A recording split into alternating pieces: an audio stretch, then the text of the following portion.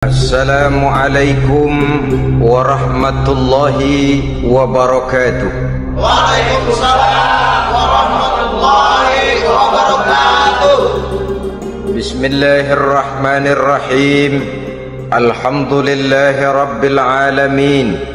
Wassalatu wassalamu ala ashrafil mursalin, imamil muttaqin, sayyidil ghurril muhajjalin, wa ala alihi wa ashabihil mujahidin at-tahirin, amma ba'du.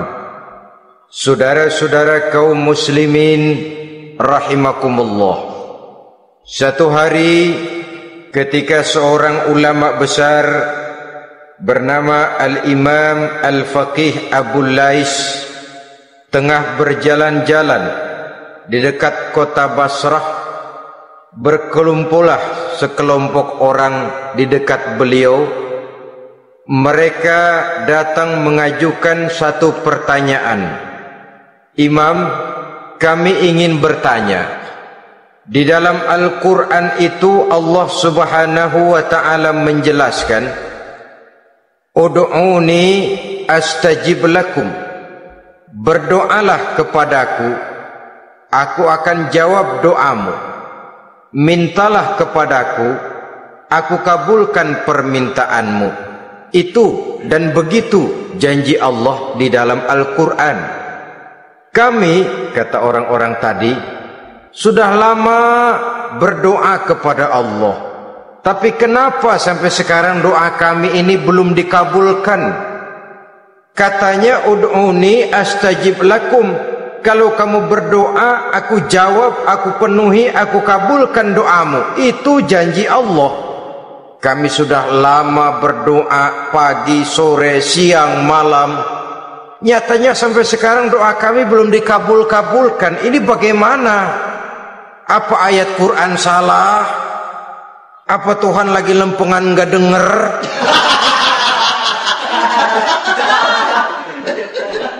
Apa doa kami yang terbalik? Kelihatannya sepele saja ini. Doa tidak didengar oleh Allah.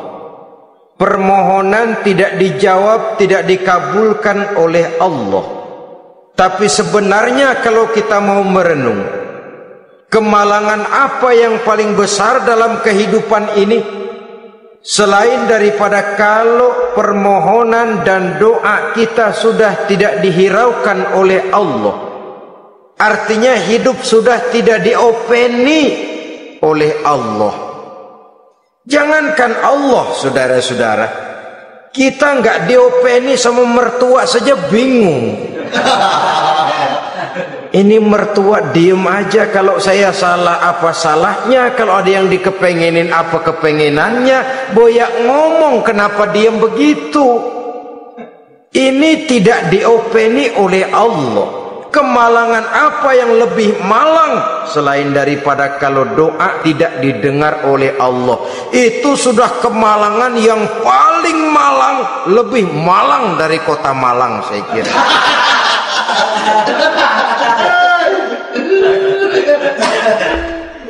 Menghadapi pertanyaan ini, Imam Al-Faqih Abu Lais senyum. Lalu beliau berkata, tuan-tuan, tahu kenapa doa tuan-tuan tidak dijawab, permohonan tidak dikabulkan? Allah sudah tidak memperdulikan tuan-tuan ini. Kami tidak tahu, Imam, maka kami bertanya. Begini, hati tuan-tuan itu mati. Dari hati yang mati, channel tidak nyambung kepada Allah. Dari channel yang putus tidak ada getaran strom, bagaimana akan timbul gejala? Hatimu mati, jadi pantas kalau doa tidak dikabulkan, permohonan tidak dipenuhi, doa tidak terjawab, hatimu mati. Saudara-saudara kaum muslimin, dari hati yang mati ini, getaran tidak akan sampai ke hadratullah azza wa jalla. Nah, ini juga satu penyakit yang kita sangat khawatirkan, yaitu apabila hati kita sudah mati selagi jasad masih hidup. Artinya jadilah kita bangkai berjalan di hadapan Allah Subhanahu wa ta'ala. Sementara kita sangat disibukkan dengan menggali berbagai macam jenis obat penangkal penyakit zahir, dan kita kurang perhatian untuk mencari obat penangkal penyakit batin yang kalau diserang penyakitnya menghancurkan kehidupan abadi di akhirat nanti. Perkembangan ilmu kedokteran nyata benar diikuti dengan perkembangan jenis-jenis penyakit. Makin maju ilmu kedokteran, makin modern penyakit. Ngerti juga rupanya itu penyakit. Dulu kita tidak kenal yang namanya AIDS, kita tidak tahu yang namanya liver, kita tidak kenal yang namanya stres.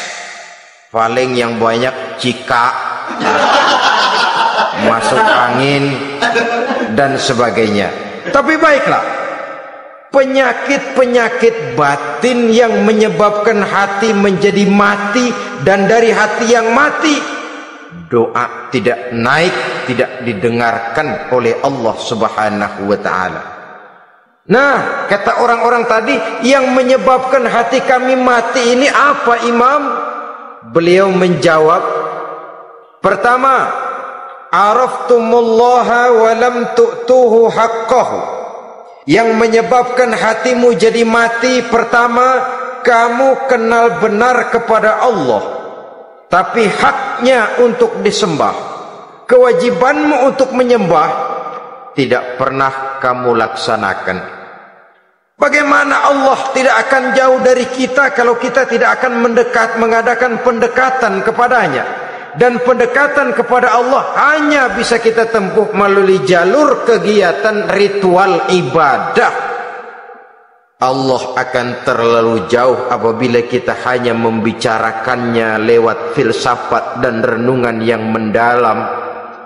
Tapi Allah akan dekat dan terasa hadir dalam hidup apabila kita dekati ia dengan pelaksanaan ibadah kepadanya. Kamu kenal Allah, tapi hakmu untuk menyembah, kewajibanmu untuk menyembah, haknya untuk disembah, tidak pernah kamu laksanakan. Kalau soal Allah kita kenal bukan main. Bahkan tidak hanya kita mengajarkan kenal juga kepada anak-anak kita. Kalau ditanya siapa pencipta matahari, bulan dan bintang? Allah. Siapa pencipta lautan, gunung, hutan belantara dan sungai-sungai? Allah. Siapa pencipta bumi, matahari dan sebagainya? Allah. Sembahyang apa enggak? Bagaimana nanti?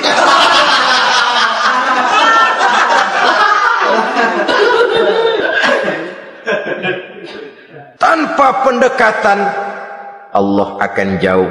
Apabila Allah jauh, maka doa tidak akan didengarkan olehnya. Oleh sebab itu, logika mengajarkan kepada kita, berpayahlah dulu, wa mal ladzatu illa ba'da ta'ab, innama al-usri yusra. Di balik kesulitan menunggu kemudahan. Nikmat baru akan terasa, kelezatan hidup baru akan terasa setelah kita jerih payah banting tulang peras keringat. Rasanya memang lebih nikmat sepotong singkong hasil cucuran keringat sendiri ketimbang roti dijejelin orang. Ini berarti kita ingin mohon pertolongan kepada Allah, sementara dengan Allah sendiri kita jauh. Sama saja dalam kehidupan kita analoginya, saudara-saudara. Orang tidak kenal kepada saudara, tahu-tahu jauh dari saudara, tahu-tahu datang mau minjem duit. Apa kesan saudara? Enak aja, kenal enggak, dekat enggak, datang-datang mau minjem duit. Emang duit percetakan bapak lu?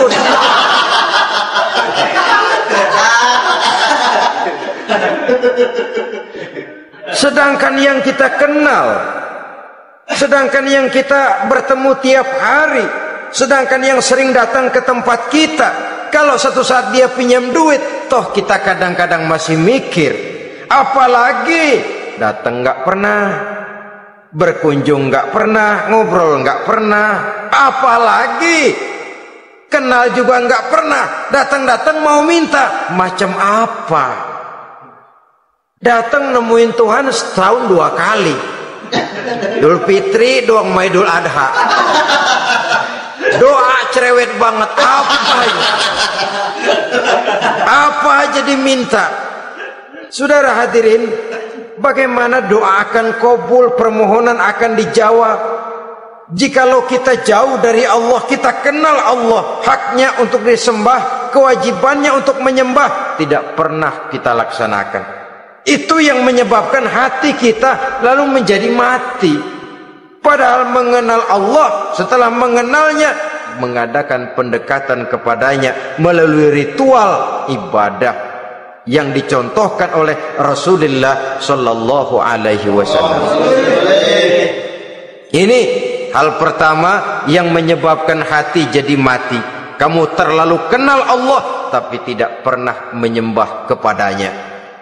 Sama aja orang kerja kagak, habis bulan mau minta gaji. Karena kita jitak palanya. Macam apa? Kerja enggak, tahu-tahu datang mau minta gaji. Kerja dulu yang baik, habis bulan baru enggak diminta pun memang sudah ada jatahnya. Ibadah dulu kita kepada Allah. Soal Allah memberikan karunia kepada kita, itu hak Allah. Apabila kita dekat dengannya, ibadah yang kita laksanakan benar, karunia itu akan datang kepada kita. Saudara-saudara, yang kedua yang menyebabkan hati jadi mati, qara'tumul Quran walam ta'malu bih. Kamu baca Al-Quran tapi ajarannya tidak pernah kamu amalkan. Kamu baca Quran tapi isinya kamu injak-injak. Sehingga ada peringatan dari Rasul Sallallahu Alaihi Wasallam.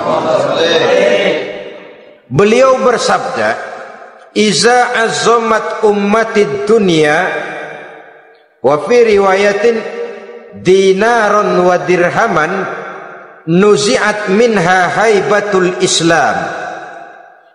Wa iza turikatil amru bil ma'rufi wan nahyu 'anil munkari hurimat 'alaihim barakatul wahyi.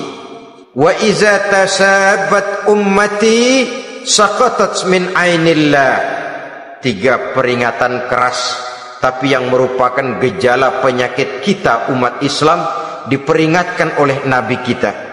Pertama, iza azzamat ummatid dunya, apabila umatku telah terlalu mengagung-agungkan dunia, apabila umatku telah jatuh menjadi umat yang materialistis, segalanya diukur dari sudut keduniaan saja, nuzi'at minha haibatul Islam, maka akan dicabutlah dari mereka kehebatan agama Islam. Hilang kehebatan Islam apabila kita jatuh menjadi umat pengagung dunia, penyembah materi. Nilai kita, keberadaan kita tidak dihargai orang lain. Orang memandang kita remeh saja. Orang Islam gak ada apa-apanya, bayar aja, bisa dibeli, bisa diatur, bisa dikerjain, garap saja. Nuzi'at minha haibatul Islam, hilang dari mereka kehebatan Islam ini. Kenapa? Mereka telah mengagungkan dunia dan menjadikannya sebagai tujuan. Padahal dunia cuma alat, materi cuma alat, harta cuma alat. Yang kedua, wa iza turikatil amru bil ma'rufi wan nahyu 'anil munkari hurimat 'alaihim barakatul wahyi. Apabila telah ditinggalkan amar ma'ruf dan nahi munkar, maka hilanglah keberkahan wahyu. Ini yang ada hubungannya dengan masalah kita. Kita baca Quran, kita tidak amalkan isinya. Bagaimana hati tidak jadi mati? Amar ma'ruf dan nahi munkar ditinggalkan orang, hilang keberkahan wahyu. Pada saat itu boleh jadi Quran ada, tapi cuma tinggal tulisan saja. Islam ada, cuma tinggal sekedar nama saja. Diseminarkan, disimposiumkan, dimuktamarkan, tapi tidak dijabarkan dalam kehidupan sehari-hari. Apabila amar ma'ruf dan nahi munkar telah ditinggalkan orang, hilang keberkahan Quran. Akibatnya apa? Apabila amar ma'ruf tidak lagi digalakkan orang, nahi munkar tidak dilaksanakan orang, lalu orang menilai sesuatu menurut seleranya sendiri. Mana yang ma'ruf, mana yang munkar, tidak ada lagi patokan utama. Kalau baik kata otaknya dia kerjakan, tidak baik menurut otaknya dia tinggalkan. Agamanya adalah otak, berhalanya adalah akal. Akhirnya umat kehilangan pedoman, tidak lagi jelas mana batas yang ma'ruf, mana batas yang munkar. Dalam kondisi sedemikian, akhirnya akan terjadi penjungkiran nilai. Paling celaka nantinya, yang ma'ruf malah dianggap munkar, yang munkar malah menjadi ma'ruf. Peringatan ketiga dari Nabi, wa iza tasabat ummati saqatat min ainillah. Apabila umatku sudah saling berbantahan, apabila umatku sudah saling caci memaki, saqatat min ainillah, jatuhlah mereka dalam pandangan Allah Subhanahu wa taala. Hilang wibawa umat yang sudah saling mencaci maki, saling menjatuhkan, saling gasak, gesek, gosok. Justru agama menganjurkan kita ini saling asah, asih, asuh. Kadang yang kita praktekkan, kita ini saling gasak.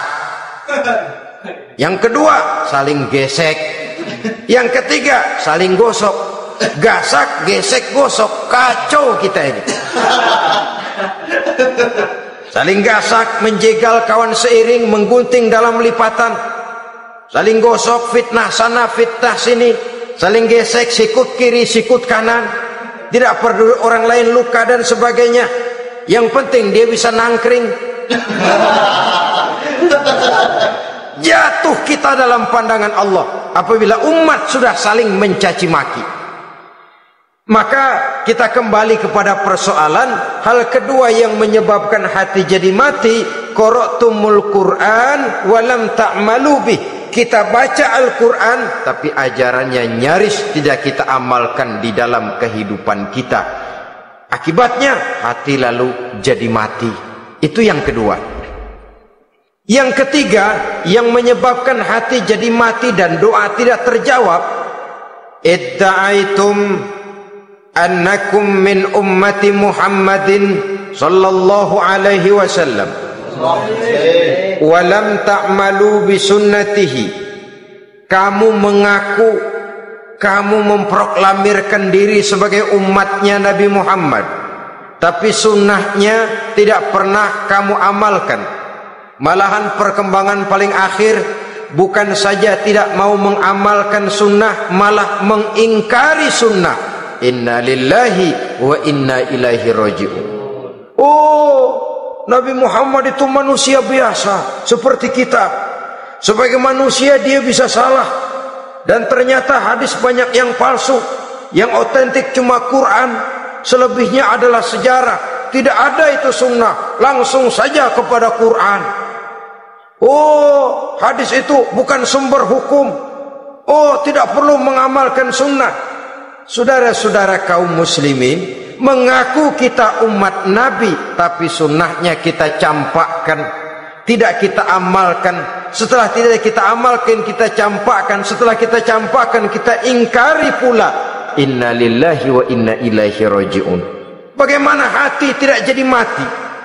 Kalau siang malam kita memproklamirkan diri sebagai umat Nabi Muhammad, sementara sunnahnya kita campakkan, kita abaikan, dan kita ingkari dia sunnah itu. Padahal jikalau sekarang kita mengenal Islam, jikalau kita sekarang mengerti halal haram, tahu hak batil, bisa memilah dan memilih antara yang ma'ruf dengan yang munkar, itu utamanya adalah karena jasa Nabi Muhammad sallallahu alaihi wasallam.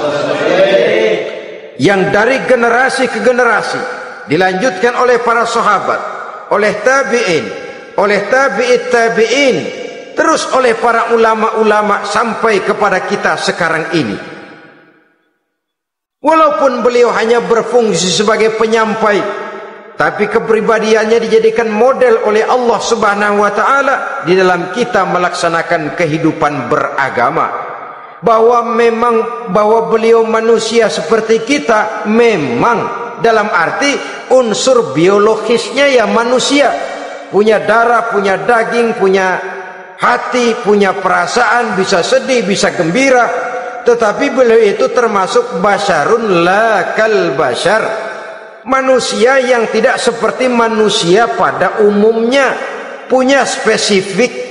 Dan itu wajar sebagai seorang Rasul pilihan Allah, apalagi merupakan Rasul pilihan dari sekian puluh pilihan.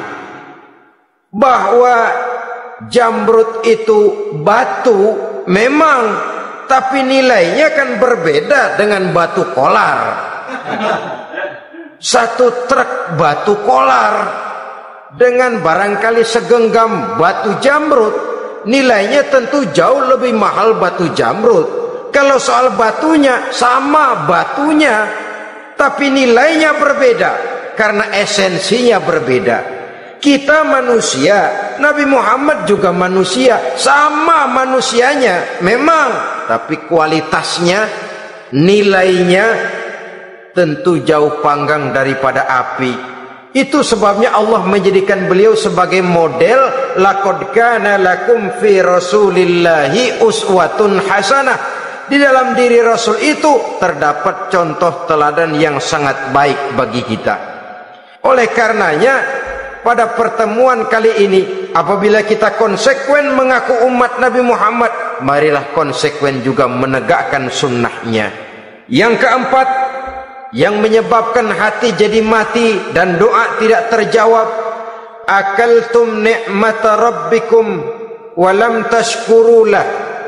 Tiap hari kamu makan nikmat Tuhanmu, tapi kamu tidak pernah mau bersyukur kepadanya, kepada Allah Subhanahu wa ta'ala.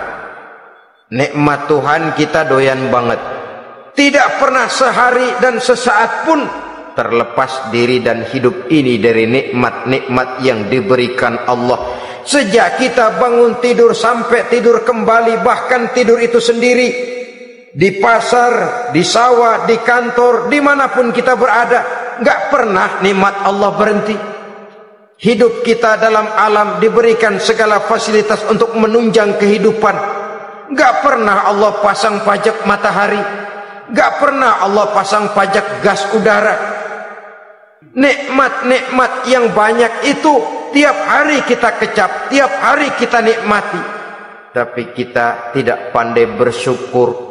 Padahal Allah memberikan peringatan keras dalam hadis qudsinya, man lam yashkur ala na'mai wa lam yasbir ala balai falyakhruj min tahti samai wal yatlub rabban siwaya.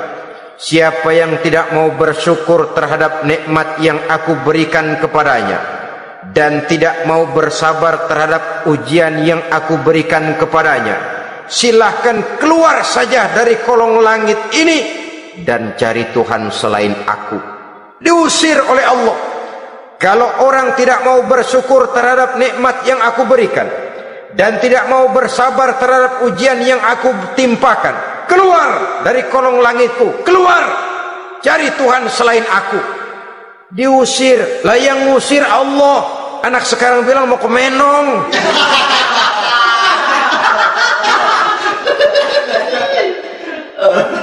Kalau diusir kita dari Jakarta, masih bisa pindah ke Bandung. Diusir kita dari Bandung, bisa pindah ke Jogja, Solo. Diusir kita dari Indonesia, bisa pindah ke Singapura, Malaysia. Diusir dari kolong langit, mau cari langit mana lagi? Kalau kau tidak mau mensyukuri nikmatku, tidak sabar terhadap ujian yang aku berikan kepadamu, keluar saja, keluar dari kolong langitku ini, cari Tuhan selain aku. Kalau istilah kita mah Tuhan jengkel banget udah itu. Nikmatku, yang nikmat yang aku berikan kau makan, tapi kepadaku engkau tidak pernah mau bersyukur. Saudara-saudara kaum muslimin rahimakumullah, wajar. Kita dulunya tidak ada, sekarang ada nikmat. Susunan biologis manusiawi kita demikian cantik, nikmat. Tinggal di bumi, fasilitas yang kita perlukan disediakan, tinggal kemampuan kita mengelolanya. Nikmat. Diberikan kita otak yang membedakan kita dengan binatang, nikmat. Diberikan kita agama, diutus para rasul untuk jadi model dalam kehidupan kita, nikmat. Kalau cara kita emang kurang apa sih? Apa yang kurang, hai manusia? Engkau tidak ada, aku adakan. Kalau aku perintahkan kau tinggal di bulan, mungkin kau tidak akan sanggup hidup. Begitu lahir juga kelepek-kelepek habis. Ya nggak ada HO2 toh di bulan, mau ngisap apa? Aku tinggalkan kau, aku perintahkan tinggal di permukaan bumi. Alamnya indah, fasilitas serba menunjang. Nikmati semuanya, semuanya untuk kamu, semuanya. Satu pintaku, syukuri nikmat yang aku berikan kepadamu. Ya bukan cuma syukur dalam ucapan, syukur dalam perbuatan. Banyak nikmat yang diterima, makin banyak dia sujud, makin banyak dia ruku, makin banyak dia mengadakan pendekatan kepada Allah.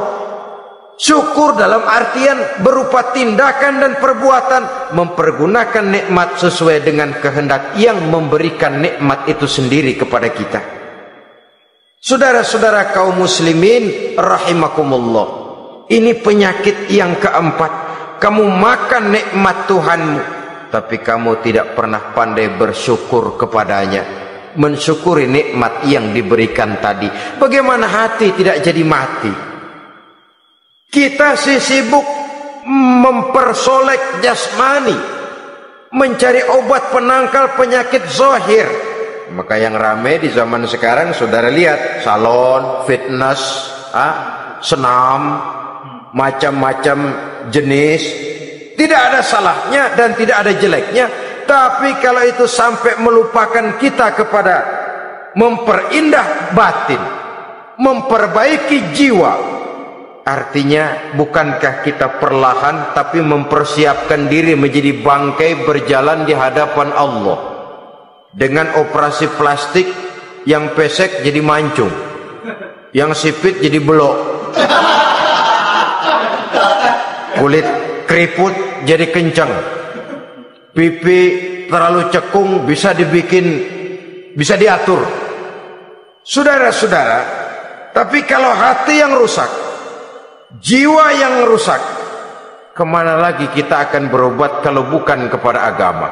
Maka hati itu jadi mati apabila kita selalu memakan nikmat Allah dan tidak pandai mensyukuri nikmat itu. Dari hati yang mati tidak akan ada getarannya. Oleh sebab itu doa tidak terjawab.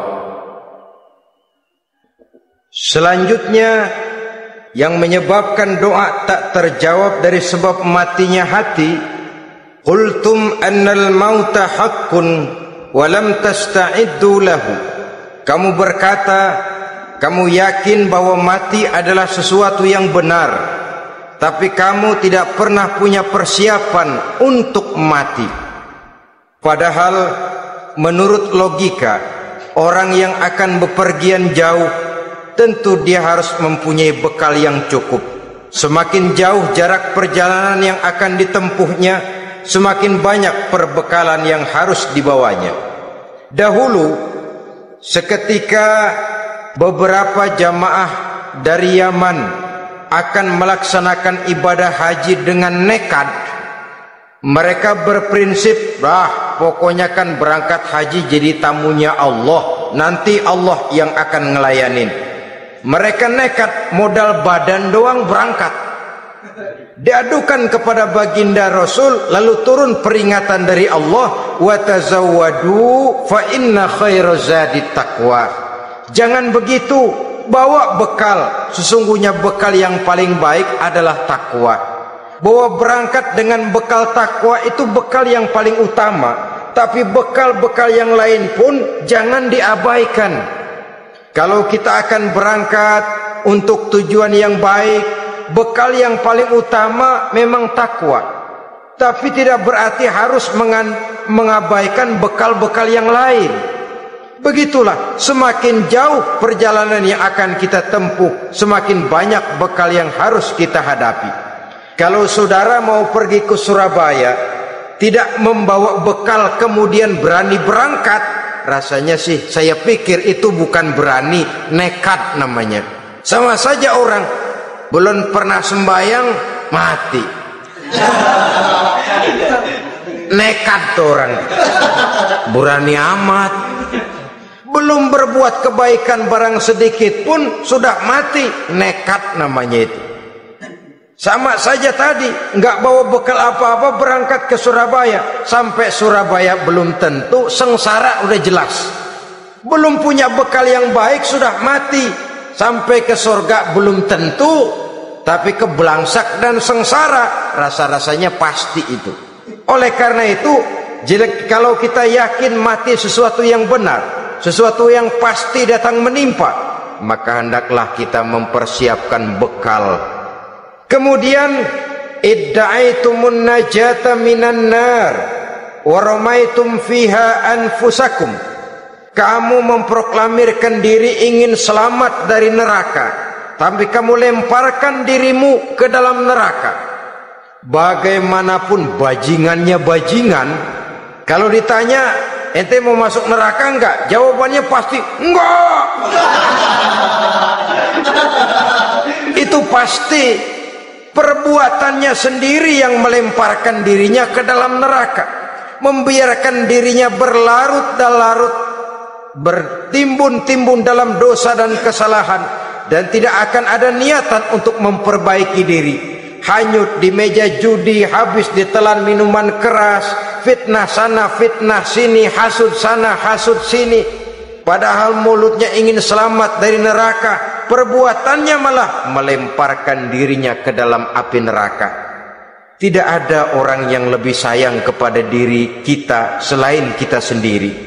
Dan menyayangi diri itu tidak cuma dengan memandikannya sehari 3 kali, memakaikannya parfum dengan segala macam merek, memakai sabun yang wangi-wangi, minyak yang harum-harum.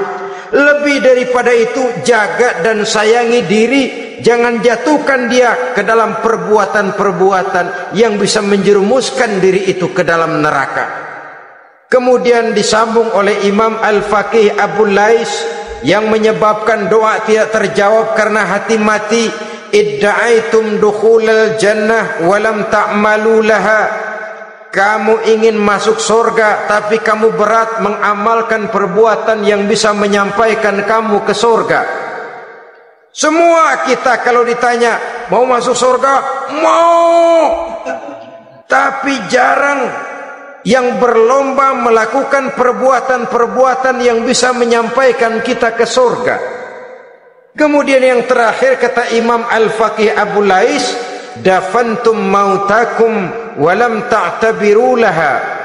Kamu menguburkan orang yang mati di antara kamu, tapi kamu tidak bisa mengambil iktibar, tidak bisa mengambil pelajaran dari mayit yang jenazah yang kau kuburkan itu.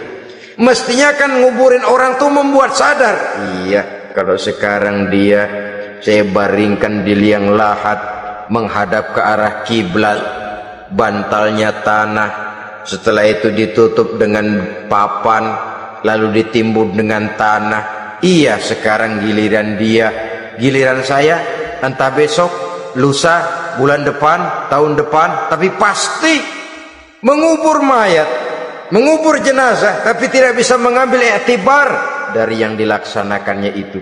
Ini merupakan penyakit-penyakit batin yang merupakan handicap, yang menimbulkan jarak antara kita dengan Allah Subhanahu wa ta'ala.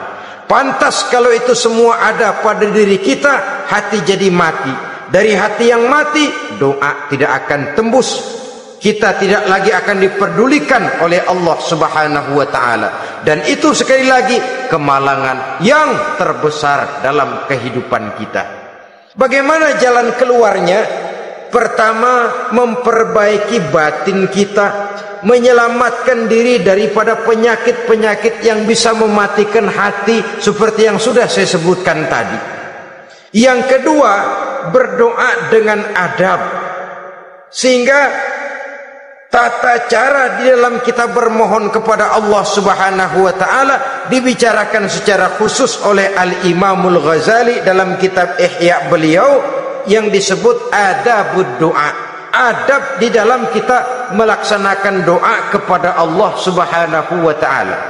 Setelah batin ini bersih dari penyakit-penyakit hati yang bisa menyebabkan hati jadi mati, berdoalah kita kepada Allah. Bagaimana adabnya? Kata Imamul Ghazali rahimahullah, yang pertama hendaklah ia di dalam berdoa itu memilih waktu yang mulia. Minal awqatis syarifah, kata beliau, memilih waktu-waktu yang punya nilai mulia. Ramadan dalam 1 tahun, Jumat dalam tiap minggu, sepertiga malam yang akhir pada setiap hari. Waktu-waktu yang punya nilai mulia. Walaupun misalnya saudara berdoa pada hari Kamis, tidak ada halangannya Allah mau kabulkan. Ini tidak berarti bahwa kalau sudah berdoa hari Jumat lalu hari Kamis tidak mau berdoa, tidak. Lebih memilih mengintai waktu-waktu yang punya nilai mulia. Lailatul Qadar sekali dalam setahun, waktu-waktu yang punya nilai mulia. Logikanya begini, saudara-saudara, kalau kita datang ke rumah seseorang, tujuan utama kita minjem duit, yang paling pertama kita perhitungkan tanggal berapa nih, kan itu toh, tanggal berapa. Kalau tanggal 20 atuh minjem duit, orang lagi ngap-ngapan, boro-boro dia bisa minjemin, dia sendiri mungkin lagi pusing. Kita lebih dulu kita amatin tanggal berapa nih, yang enak sore apa siang, jam 2. Jam 2 dia baru pulang dari kantor, tapi giliran tidur. Kalau dia tidur dibangunin datang mau minjem duit, kagak dimaki-maki sudah kebagusan deh.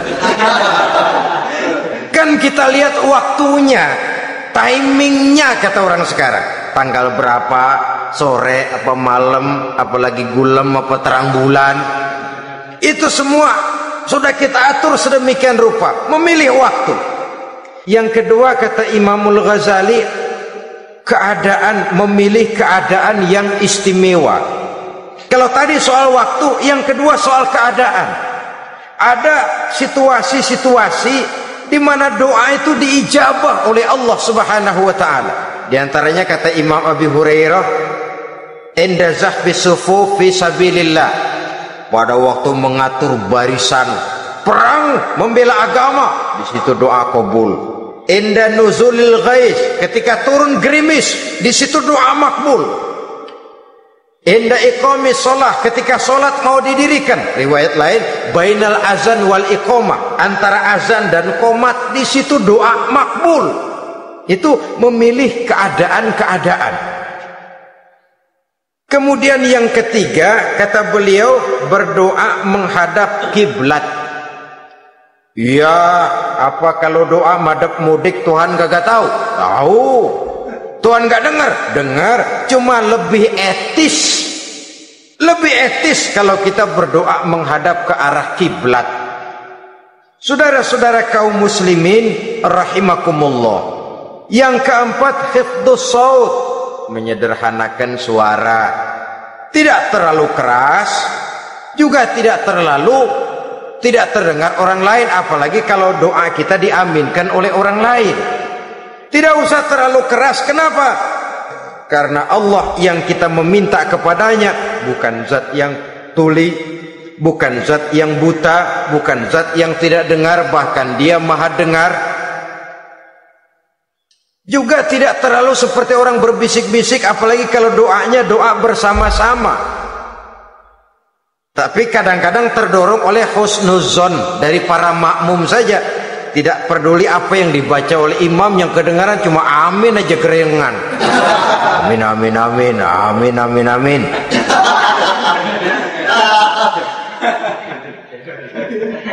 Juga tidak terlalu keras seperti orang berdoa seperti orang pidato.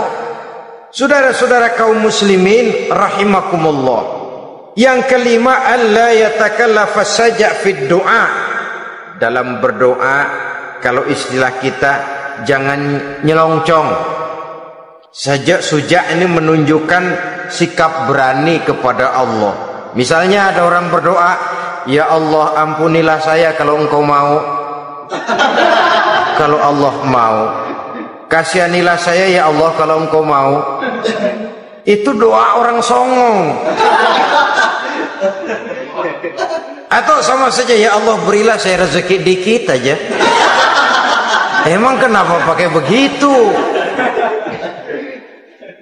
Allah yatakallafa saja fid du'a. Yang keenam kata Imamul Ghazali, at-tadarru' wal khusyu'. Dengan tadarru' dan khusyuk, dengan sikap tawadhu, benar-benar ya seperti kita lah kalau datang memang menghajatkan pertolongan dari seseorang, segala action kita atur supaya hajat kita itu kabul, kan begitu. Kadang-kadang istilah orang kalau perlu ngesor mah ngesor dah, yang penting permintaan dikabulkan, gitu saja. Kita lihat sekarang ini ramai orang bicara soal film-film Parno.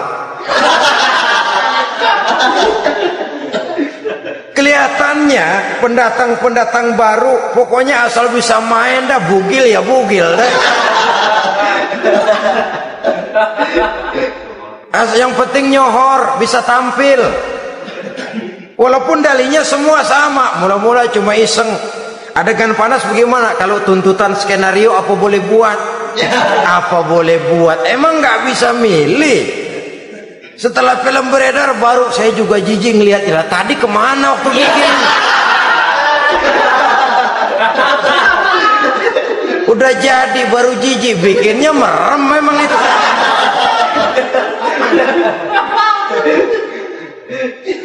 Tapi ada satu analogi, asal bisa main, asal bisa tampil di layar, apa saja jadi taruhan sudah. Bugil ya bugil dah, nggak soal dah, pokoknya bisa main, tampil, nyohor, masuk koran.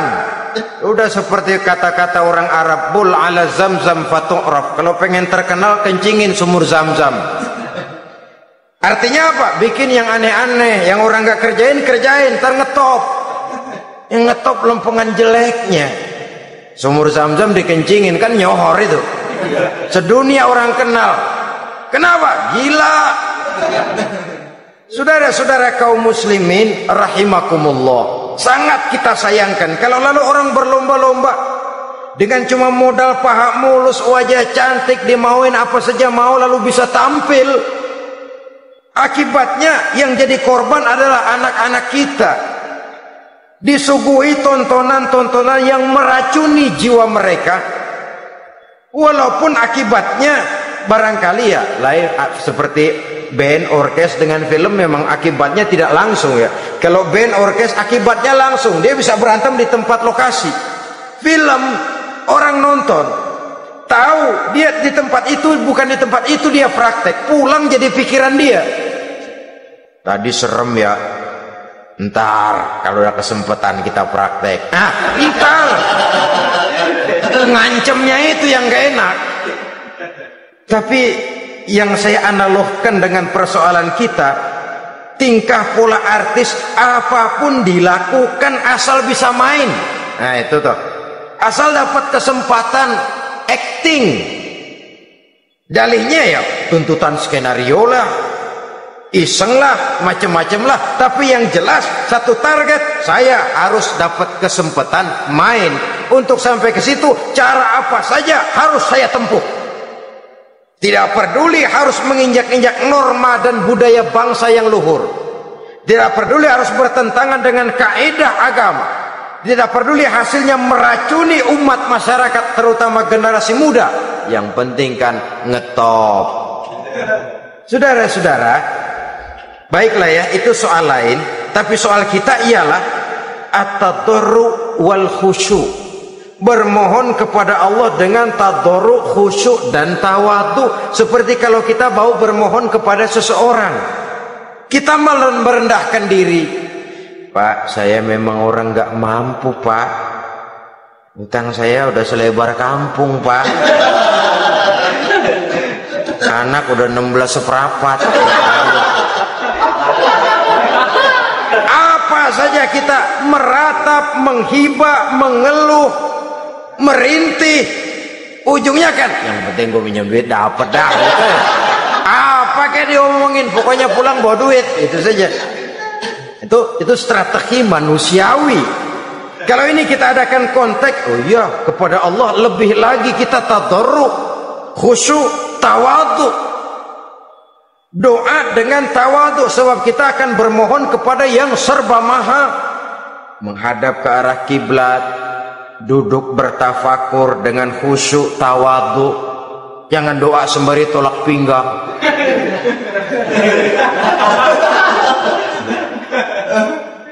Yang ketujuh, kata Imamul Ghazali, ayyujzimad du'a wa yuqina bil ijabah.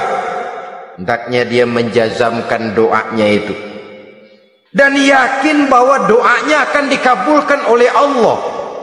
Sebab kata Nabi, innallaha la yaqbalu du'aan min qalbin ghafilin lahin. Allah subhanahu wa ta'ala tidak akan menerima doa dari hati yang lalai dan main-main. Doa ke orang ugah-ugahan.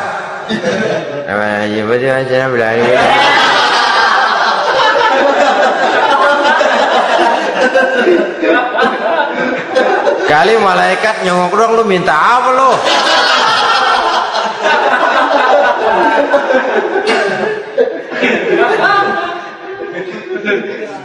Seperti tadi itu, kita datang mau minjem duit sama orang, ngomongnya ogah-ogahan. Minjem duit dikasih syukur enggak, ya udah.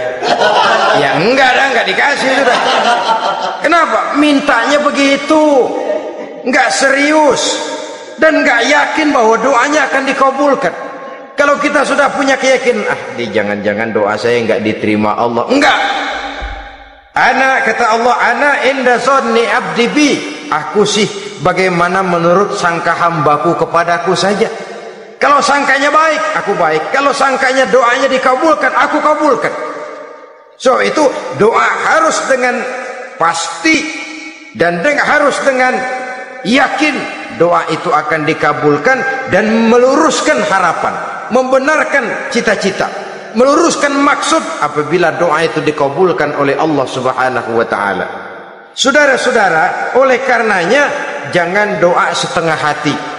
Jangan berdoa sambil main-main.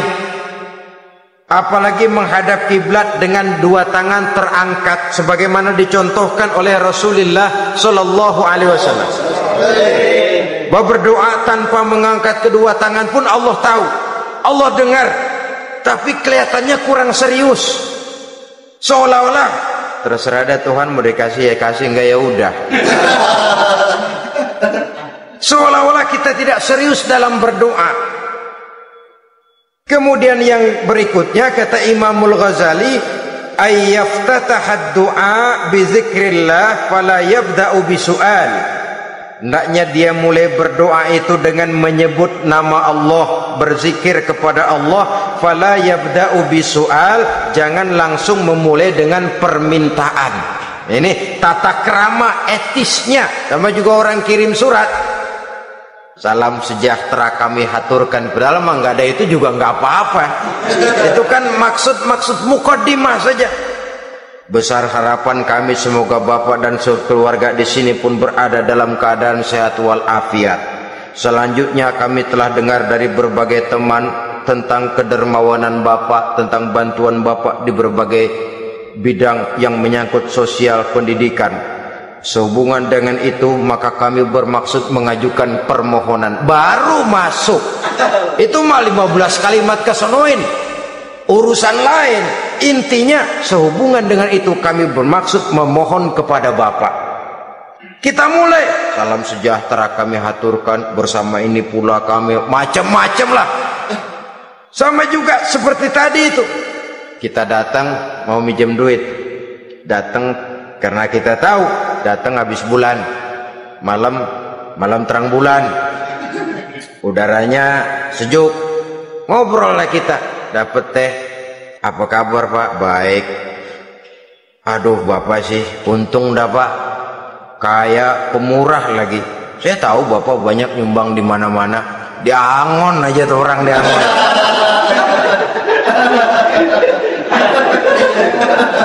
Kira-kira udah mau telap aja baru dikedet. Ngomong-ngomong Pak, nah mulai nih kalau udah ngomong-ngomong, ngomong dah tuh mulai. Baru masuk.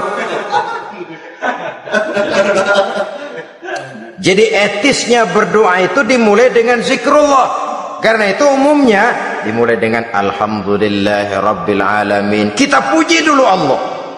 Alhamdulillahi Rabbil Alamin hamdan yuwafi ni'amahu wa yukafi'u mazidah. Kita puji dulu Allah. Seperti orang tadi lah. Kita puji dulu kebaikannya. Walaupun pada akhirnya kita minjem duitnya. Sebenarnya Allah nggak perlu dipuji toh. Dipuji atau tidak Allah tetap termulia. Ini etis manusia. Allah tidak berharap untuk dipuji oleh manusia. Allah tidak untung seluruh alam memujinya. Manusia mau muji atau tidak itu urusan manusia sendiri. Allah tidak minta untuk dipuji. Allah juga tidak gila kepada pujian. Kalau kita memulai doa dengan pujian, etis kita kepada Allah Subhanahu wa taala di dalam kita bermohon kepadanya. Saudara-saudara kaum muslimin rahimakumullah. Kemudian menyesuaikan doa dengan kondisi. Ini termasuk syarat batin ya, taubat, waraddul mazalim kata Imam Ghazali, menolak segala macam kezoliman. Artinya kalau berdoa tuh tahu diri. Kalau gaji kita sebulan 700 atau 800 900 ribu, berdoa minta rezeki 1 juta, itu tahu diri namanya. Kan cuman kurang 100 ribu. Ya, kalau kerja kagak minta gajian 1 juta. Pengen doa dikabulkan, rasanya secara etis nggak tahu diri orang berdoa seperti itu. Orang datang mau minta duit, mau pinjam duit kepada kita, kan kita lihat kira-kira mampu ngembaliin nggak nih orang. Kita lihat, kita evaluasi kemungkinannya. Lalu si yang minjem tentu tahu diri. Kalau memang kekuatannya ngembaliin tidak seperti kekuatannya mulangin, hendaknya dia timbang rasa. Begitu juga kepada kita etisnya kepada Allah Subhanahu wa taala. Tahu diri, menyesuaikan doa dengan keadaan. Kalau tidak ada gap terlalu jauh panggang daripada api, nanti nasibnya bagai si pungguk merindukan bulan. Apabila adab-adab di dalam berdoa ini kita perhatikan, sejak dia dari adab yang zahir sampai kepada adab yang batin, kemudian penyakit-penyakit yang membuat hati itu jadi mati, maka insya Allah doa kita dijabah oleh Allah Subhanahu wa taala. Dalam Al-Baqarah ayat 186 Allah Subhanahu wa taala menjelaskan, wa iza sa'alaka ibadi anni fa inni qarib ujibu da'watad da'i iza da'ani falyastajibu li wal yu'minu bi la'allahum yarshudun. Apabila hambaku bertanya kepadamu Muhammad tentang aku, kata Allah, fa inni qarib, katakan kepadanya aku dekat sekali dengan mereka. Ujibu da'watad da'i iza da'ani, aku akan jawab, aku kabulkan permohonan orang-orang yang berdoa kepadaku. Falyastajibuli wal yu'minu bi, maka hendaknya mereka juga menjawab panggilanku atas dasar iman kepadaku. La'allahum yarshudun, semoga dengan ini mereka kelak mendapat petunjuk. Saudara-saudara, Al-Baqarah 186 ini dengan nyata menjelaskan kepada kita, Allah akan menjawab doa, mengabulkan permohonan apabila kita falyastajibuli wal yu'minu bi, juga menjawab panggilan Allah atas dasar beriman kepadanya. Logikanya tadi itu, araftumullaha wa lam tu'tuhu haqqahu. Kita tidak pernah mau menjawab panggilan Allah sementara kita berharap doa kita dijawab oleh Allah. Apa enggak pincang? Apa enggak berat sebelah? Panggilan Allah kita berat memenuhinya. Sementara kita sangat berharap agar permohonan kita, seruan kita dikabulkan oleh Allah. Menjawab panggilan Allah atas dasar beriman kepadanya. Kenapa? Ada orang menjawab panggilan bukan berdasarkan iman, tapi karena target lain. Datang sembahyang Jumat paling dulu, target utamanya pulang juga paling dulu nyabet sendal, nyabet sepatu. Menjawabnya iya, tapi tidak karena iman. Jadi apabila kita rajin menjawab panggilan Allah atas dasar beriman kepadanya, maka seruan, permohonan, doa niscaya dikabulkan olehnya. Ini saja, mudah-mudahan ada manfaatnya. Terima kasih atas segala perhatian, mohon maaf atas segala kekurangan. Usikum wa nafsi bitaqwallah. Wassalamualaikum warahmatullahi wabarakatuh.